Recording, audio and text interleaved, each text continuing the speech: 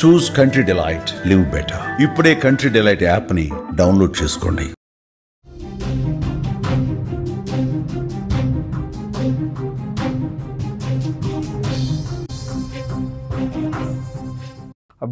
Breaking news చూస్తున్నాం. జపాన్లో పెను విపత్తులు సంభవిస్తున్నట్టుగా సూచనలు కనిపిస్తున్నాయి. గత 2 రోజులుగా పరిస్థితి చూస్తుంటే టోక్యోలో భారీ వర్షాలు పడుతున్నాయి. వర్షాలు వరదలతో జపాన్ అల్లకల్లోలమవుతోంది. మనుషులు కింద పడిపోయే విధంగా భీకరంగా గాలులు వస్తున్నాయి. జూలై 10న గంటలోనే 100 మిల్లీమీటర్లకు పైగా వర్షపాతం నమోదైంది. మొగురో నది ఉప్పొంగి ప్రవహిస్తోంది. మరోవైపు కుష్యోలోని పేలిన షిన్మోడాకే అగ్నిపర్వతంతో భయాందోళన నెలకొంది. 6.7 కిలోమీటర్ల ఎత్తులో బూడిద వెల్లువల పైకి లేచింది. 2018 తర్వాత షిన్మోడాకే అగ్నిపర్వతం ఒక్కసారిగా బద్దలైన పరిస్థితి. టోక్యో ప్రజలు బిక్కుబిక్కుమంటూ కాలం గడుపుతున్నారు. విజువల్స్లో మనం చూస్తున్నాం. ప్రపంచవ్యాప్తంగా జపాన్ గత నెల రోజులుగా వార్తల్లో నిలిచిన విషయం తెలిసిందే.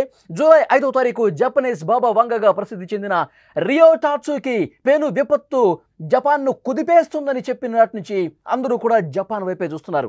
రియో టాట్సుకి చెప్పినట్టు సునామీ కానీ ప్రళయం కానీ ఏమీ రాలేదు జూలై 5వ తారీఖు. కానీ జపాన్లో ప్రస్తుతం జరుగుతున్నటువంటి పరిణామాలు చూస్తే ఆందోళన కలిగిస్తున్నాయి. మొన్నటి వరకు టొకారా ద్వీపాలలో 1000 కంటే ఎక్కువగా భూకంపాలు వచ్చాయి. వాటిలో కొన్ని పెద్దవి కూడా ఉన్నాయి. ఈ వరుస భూకంపాలు ఆ దీవుల్లో నివసించే ప్రజలకు కంటి మీద కొనుకు లేకుండా చేసిన పరిస్థితి. ఇంతలోనే ఇప్పుడు మళ్ళీ భారీ వర్షాలంటే ఏదో ఒక మోస్తరుగా ఒక చిన్న భారీ వర్షాలు కాదు, అతి భారీ వర్షాలు జపాన్ రాజధాని టోక్యోను అతలాకుతలం చేసేస్తున్నాయి. ఇటీవల కురుస్తున్న రికార్డు స్థాయి వర్షాలకు టోక్యో నీట మునిగింది. భారీ వర్షాలకు తోడు భీకర గాలులు కూడా తోడు కావడంతో జనజీవనం అతలాకుతలమైంది. జూలై 10వ తేదీన టోక్యోలోని నెరిమా, సుగినామి వంటి ప్రాంతాలలో గంటలోనే 100కు పైగా మిల్లీమీటర్ల వర్షపాతం నమోదైందంటే అక్కడ ఎంతటి పెను భారీ వర్షాలు కురుస్తున్నాయో అర్థమవుతుంది. ఈ భారీ వర్షాలకు అక్కడ స్థానికంగా ఉన్నటువంటి మొగురో నది ఉప్పొంగి ప్రవహించడంతో ప్రజలంతా గ్రౌండ్ ఫ్లోర్స్ను పూర్తిగా ఖాళీ చేసి పై అంతస్తులకు వెళ్ళిపోయారు. భీకర గాలులకు మనుషులు కింద పడిపోతున్నటువంటి దృశ్యాలు స్క్రీన్ మీద మీరు చూస్తున్నారు. షాపింగ్ మాల్స్లో ఎస్కలేటర్ మీద కూడా వరద నీరు జలపాతాన్ని తలపించే విధంగా పారుతుందంటే ఏ స్థాయిలో అక్కడ వర్షపాతం నమోదవుతుందో చూస్తున్నాం. డ్రైనేజీ వ్యవస్థ దెబ్బతిని భారీగా వరద వచ్చేస్తుంది, ఇళ్లలోకి వచ్చేస్తుంది, షాపింగ్ మాల్స్లోకి వచ్చేస్తుంది, జనావాసాల్లోకి వచ్చేస్తుంది. గ్రౌండ్ ఫ్లోర్లు మునిగిపోయి పై వరకు వాటర్ వచ్చేస్తున్నాయంటే భయంకరమైనటువంటి దృశ్యాలు జపాన్లో ప్రస్తుతం కనిపిస్తున్నాయి. అక్కడ చూడండి, అక్కడ అన్ని ఎలా కొట్టుకుపోతున్నాయో. ఇక్కడ మన గాలులు కూడా ఎంత భీకరంగా వస్తున్నాయో స్క్రీన్ మీద విజువల్ చూస్తుంటే అర్థమవుతుంది. పూర్తిగా గొడుగులు, టెంట్లు, ఆ మనుషులు కూడా కొట్టుకుపోయే పరిస్థితుంది. ఒక్కసారి ఆ విజువల్ చూడండి. పెద్ద ఎత్తున అక్కడ భారీగా వర్షపాతం నమోదవుతుంటే పాటుతూ భీకరమైనటువంటి గాలులు వస్తున్నాయి. టోక్యో నగరం పూర్తిగా అతలాకుతలం అయిపోతుంది. భారీగా వర్షాలు పడుతున్నాయి. షాపింగ్ మాల్స్ పూర్తిగా వాటర్తో మునిగిపోతున్నటువంటి పరిస్థితుంది.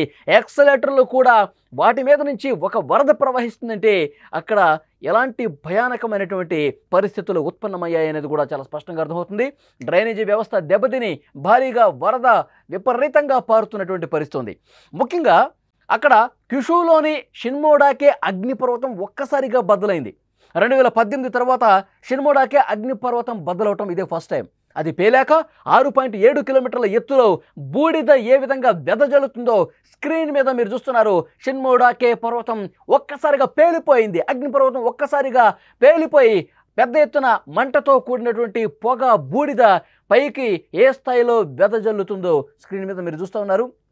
చాలాసార్లు భూకంపాలు, అతిపెద్ద భూకంపాలు వచ్చేటప్పుడు, సునామీ వచ్చే ముందు ఇలాంటి సంకేతాలు కనిపిస్తాయని ఆల్రెడీ జపాన్ అక్కడ బాబాగా పేరుగాంచినటువంటి బాబా వంగ, అక్కడ జ్యోతిష్యం చెప్పేటువంటి బాబా వంగ రియో టాట్సుకి ఎవరైతే ఉన్నారో ఆమె చాలా స్పష్టంగా తన బుక్లో రాసినటువంటి పరిస్థితి. జపాన్ వాతావరణ సంస్థ లెవెల్ 3 హెచ్చరికను అక్కడ జారీ చేసింది. వేడి వాయువులు, బూడిద, రాళ్లతో జాగ్రత్తగా ఉండాలని సమీపంగా ఉన్నటువంటి ప్రాంత ప్రజలను కూడా హెచ్చరించింది. ఈ పరిణామాలు జపాన్ వాసుల గుండెల్లో పరుగులు పెట్టిస్తున్నాయి. రియో టాట్సుకి చెప్పినట్టు జరగకపోయినా తాజా విపత్తులు మాత్రం దానిలో భాగమనే అభిప్రాయం చాలామంది వ్యక్తం చేస్తూ ఉన్నారు. రియో టాట్సుకి జపాన్ బాబా వాంగాగా పేరుగాంచినటువంటి ఆమె ఏం చెప్పిందో కూడా ఒక్కసారి గుర్తు చేసుకుంటే జూలై 5వ తారీఖు ఒక భారీ ప్రళయం జపాన్ని అతలాకుతలం చేయబోతుందని చెప్పి చాలా స్పష్టంగా ఆ బుక్లో రాసింది. అయితే జూలై 5వ తారీఖు ఏం జరగబోతుంది? గతంలో కొన్ని జరిగినవి నిజమైనవి కదా.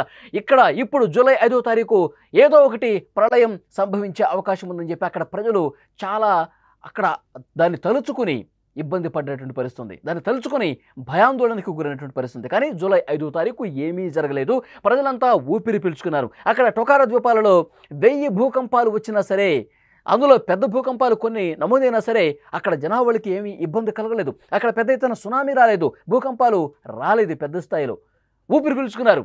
కానీ జూలై 5 తర్వాత పరిస్థితులు ఒక్కొక్కటిగా కొంత ఇబ్బందికరంగా మారుతున్నాయి. జూలై 5 తర్వాత ప్రజలంతా ఊపిరి పీల్చుకొని ఎవరి పనుల్లో వాళ్ళు నిమగ్నమవుతుంటే ఇప్పుడు ఒక్కసారిగా అగ్నిపర్వతాలు పేలటాలు, భారీ వర్షాలు, విపత్తులు మనం స్క్రీన్ మీద చూస్తూ ఉన్నాం. భారీ గాలులతో కూడినటువంటి భారీ వర్షాలు, వరదలు ముఖ్యంగా జపాన్ రాజధాని టోక్యోని అతలాకుతలం చేసేస్తున్నాయి. అక్కడ సాధారణ ప్రజానీకం ఎంత ఇబ్బంది పడుతున్నారో స్క్రీన్ మీద మీరు చూస్తున్నారు.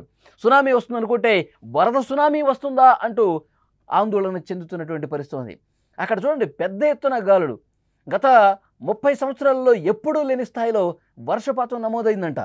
కేవలం 1 గంటలోనే 100 మిల్లీమీటర్ల వర్షపాతం నమోదైందని చెప్తున్నారు. షాపింగ్ మాల్స్, జనావాసాల్లో పూర్తిగా వరద నీరు చేరి చాలా ఇబ్బందికర పరిస్థితులు కనిపిస్తున్నాయి. ఇక్కడ చూడండి, ఒక షాపింగ్ మాల్ పూర్తిగా జలమయమైపోయింది, నీటిలో మునిగిపోయింది. ఎక్సలేటర్లు కూడా పూర్తిగా మునిగిపోయిన పరిస్థితుంది. షాపింగ్ మాల్ పూర్తిగా ఏ స్థాయిలో వాటర్ వచ్చేసాయి చూడండి. ఎక్సలేటర్ దగ్గర పైనుంచి కిందకి ఎక్సలేటర్ మీదుగా, మెట్ల మీదుగా ఏ విధంగా వరద ప్రవహిస్తుందో చాలా స్పష్టంగా చూడొచ్చు. టోక్యో పూర్తిగా అతలాకుతలం అయిపోతుంది. అక్కడ ఉన్నటువంటి నది ఉప్పొంగి ప్రవహించడంతో, బీభత్సమైన గాలులు రావడంతో చూడండి కారు మీద ఏ విధంగా చెట్టు కూలిపోయి పడిపోయిందో.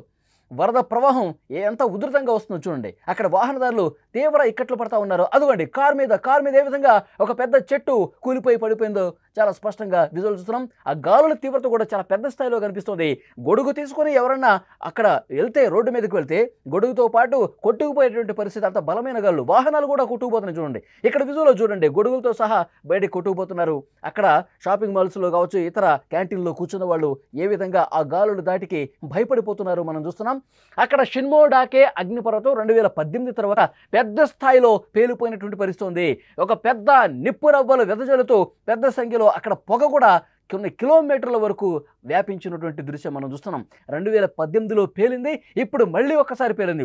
ఒకవైపు భారీ వర్షాలు, గంటలోనే 100 మిల్లీమీటర్ల వర్షపాతం నమోదవటం, పూర్తిగా అక్కడ నదులు ఉప్పొంగి ప్రవహించడం, జపాన్ రాజధాని టోక్యోను అతలాకుతలం చేసేయటం, జనావాసాల్లో ఫస్ట్ ఫ్లోర్లో కూడా వాటర్ వచ్చేసినాయంటే ఫస్ట్ ఫ్లోర్లో ఉన్న వాళ్ళు పూర్తిగా పై ఫ్లోర్లోకి వెళ్ళి తమ ప్రాణాలు కాపాడుకునే పరిస్థితి ఉందంటే ఇక్కడ ప్రజలు ఎంత భయాందోళన వ్యక్తం చేస్తున్నారంటే జపాన్ దేశానికి ఏమవుతుంది, ఎందుకు ఇలాంటి పరిస్థితి అంటూ జపాన్ వాసులు బిక్కుమంటూ కాలం గడుపుతున్నటువంటి పరిస్థితి ఉంది. ఈ మధ్యకాలంలో మనం చూస్తున్నాం, ప్రపంచంలో ఏదో ఒక మూల ఇలాంటి విపత్తులు సంభవిస్తూనే ఉన్నాయి. మన టెక్సాస్ మనం చూసాం. టెక్సాస్లో భారీ వర్షాలు, వరదలకు అక్కడ 100 మందికి పైగా కొట్టుకుపోయారు. వరద నీటిలో చనిపోయిన పరిస్థితి ఉంది. చిన్న పిల్లలు, సమ్మర్ క్యాంపులో ఉన్న వాళ్ళు 28 మంది బాలికలు అమెరికాలోని టెక్సాస్లో వరద నీటిలో కొట్టుకుపోయారు. అక్కడ ఇంకా రెస్క్యూ కార్యక్రమాలు జరుగుతున్నాయి. సెట్ కావాలంటే టెక్సాస్ రాష్ట్రం ఇంకొక సంవత్సరం పట్టే అవకాశం ఉంది. అంత భారీ విపత్తు టెక్సాస్ను ముంచెత్తిన పరిస్థితి ఉంది. డొనాల్డ్ ట్రంప్ అధ్యక్షుడు ఆయన జాతీయ విపత్తుగా ప్రకటించినటువంటి పరిస్థితి ఉంది.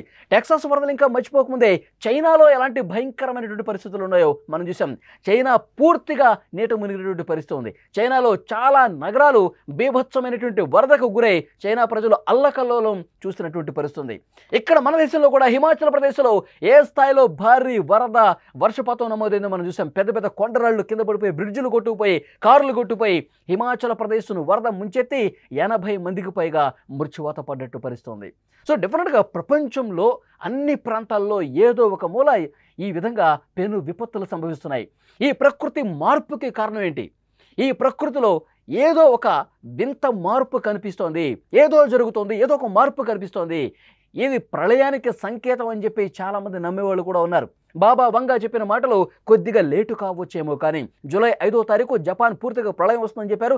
అది రాలేదని చెప్పి ఊపిరి పీల్చుకోకండి. మీరు ఇంకా ఏదో ఒక గొప్ప ప్రళయానికి ఇది ఒక సంకేతంగా కనిపిస్తుందని చెప్పి చాలామంది నమ్మేవాళ్ళు కూడా ఉన్నారు. కానీ ఒకవైపు శాస్త్రవేత్తలు చెప్తున్నారు, ఇది సహజంగా జరిగేటువంటి మార్పులే తప్ప, సహజంగా వచ్చేటువంటి భారీ వర్షాలు, వరదలు తప్ప ఇదేదో ప్రపంచానికి పెనుముప్పుగా పరిణమిస్తుంది, ఈ ప్రపంచం ఏదో అవుతోంది, ఇలాంటి ఆందోళన చెందాల్సిన అవసరమే లేదని చెప్పి కొంత భరోసా కల్పించే ప్రయత్నం చేస్తున్నారు.